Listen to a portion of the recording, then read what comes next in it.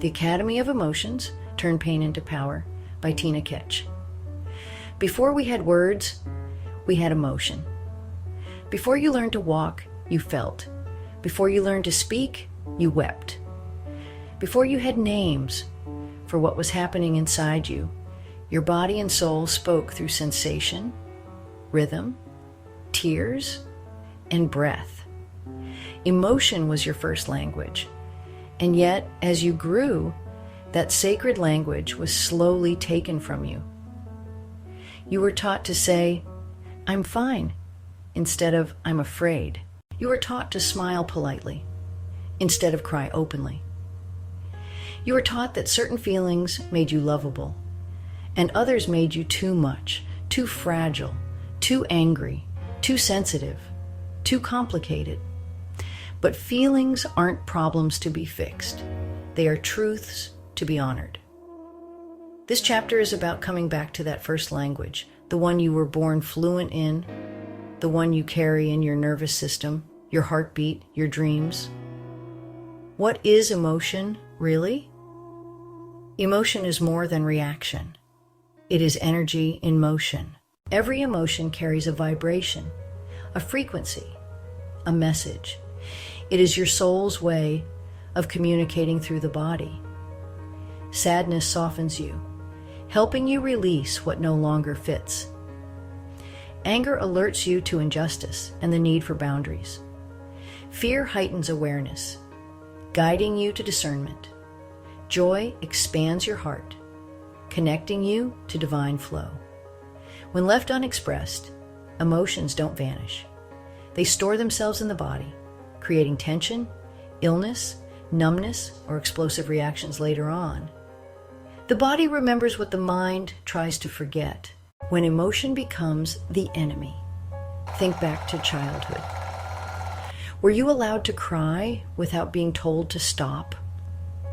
Were you encouraged to say what you felt, or did you learn to hide it? Did you witness healthy emotional expression around you, or emotional shutdown? Most of us were not taught to feel safely. We were taught to perform safety. We swallowed anger to avoid conflict. We numbed sadness to be accepted.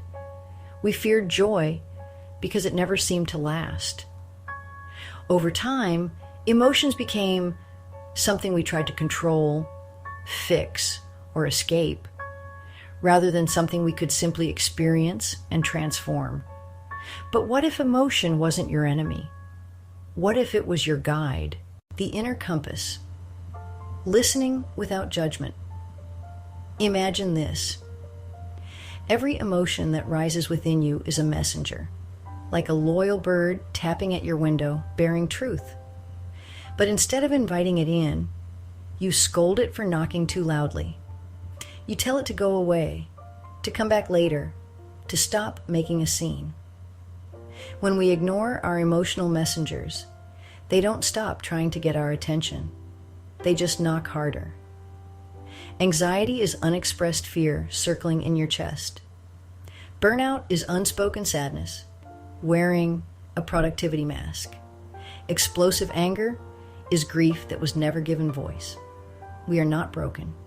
We are overwhelmed by what has never been heard. Listening is the first act of emotional alchemy, to listen without judgment, without rushing to fix it, without labeling it bad. Ask yourself, what is this feeling trying to say? Where is it in my body? If it could speak in my voice, what would it ask for? Relearning the language. To speak the language of feeling again is not to become emotional in every moment, but to become honest. Honest with yourself, honest with your story, honest with what you carry. This means feeling what you feel without apologizing, naming it without attaching shame, holding it without trying to rush it away, and then to allow the alchemy to begin. The healing begins not when we stop feeling, but when we stop fearing what we feel.